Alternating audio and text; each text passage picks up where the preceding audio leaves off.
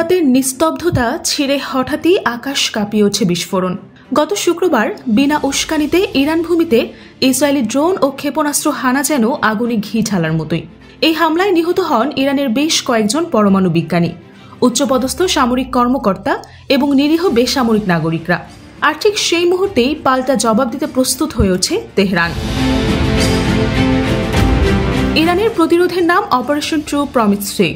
ইহুদিবাদের শাসনের বিরুদ্ধে শুরু হয় ধারাবাহিক 15 দফার ক্ষেপণাস্ত্র হামলা।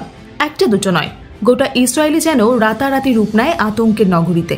সামরিক বিশ্লেষকরা বলেছেন, এই হামলা শুধু প্রতিশোধ নয়, এটা একেবারে কৌশলগত এক বার্তা। ইরান বুঝিয়ে দিয়েছে, যুদ্ধ মানেই শুধু গোলা বর্ষণ নয়, যুদ্ধ মানেই মনস্তাত্ত্বিক লড়াই আর কৌশলের খেলা। ইরানের এই হামলার 10টি বৈশিষ্ট্য রীতিমতো কাঁপিয়ে দিয়েছে ইসরায়েলি প্রতিরক্ষা ব্যবস্থাকে। প্রথমত, ইরান আক্রমণ করেছে দিন ও রাত দুই সময়, যার ফলে ইসরায়েল কোনো নির্দিষ্ট সময় বা প্যাটার্ন ধরে প্রস্তুতি নিতে পারেনি। দ্বিতীয়ত, একদিকে ছলনামূলক আক্রমণ, অন্যদিকে প্রকৃত হামলা।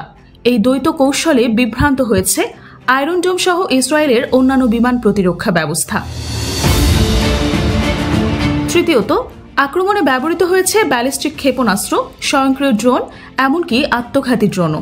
চতুর্থত, ইরানি ক্ষেপণাস্ত্রগুলো অনায়াসেই ঢুকে পড়েছে থার্ড, ডেভিড স্লিং এবং আয়রন ডোমের ভেতরে, যেন বিশ্বখ্যাত এই প্রতিরক্ষা প্রযুক্তিগুলোর সব গর্ব মুহূর্তেই ধুলোয় মিশে যায়।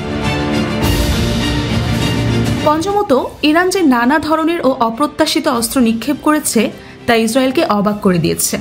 ষষ্ঠত, আঘাত এসেছে দখলকৃত বিভিন্ন এলাকায় এমনভাবে যে ইসরায়েলি নেতৃত্ব হতভম্ব।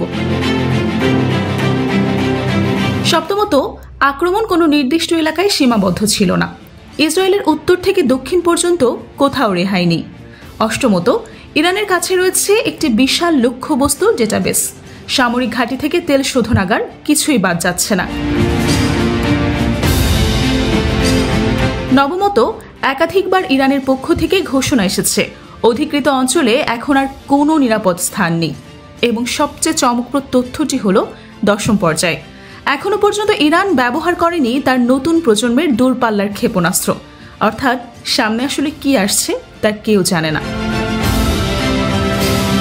বিশ্লেষকরা বলছেন, এই আক্রমণ কেবল শুরু। ইরান এখনও পুরো শক্তি প্রকাশ করেনি। তেহরান চাইছে ইসরায়েলের ভেতরে আতঙ্ক ছড়িয়ে দিয়ে ধীরে ধীরে ভেঙে ফেলতে তাদের আত্মবিশ্বাস।